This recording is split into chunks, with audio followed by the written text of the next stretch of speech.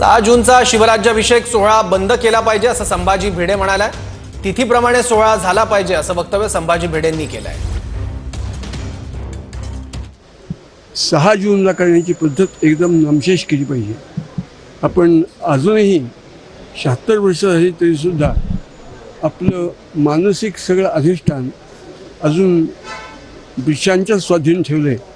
तिथीप्रमाणे महाराजांचा राज्याभिषेक झाला, तिथीप्रमाणेच त्याचा स्मरण दिन किंवा वाढदिवस व्हायला पाहिजे। 6 जून बंद केलं पाहिजे। ते कुत्र काढता कामा नये, ते कुत्र्याचा पुतळा काढता कामा नये, तो राजकारणाचा विषय करता कामा नये। आणि तिथीप्रमाणे आपण 6 जूनला करण्याची पद्धत एकदम नामशेष केली पाहिजे।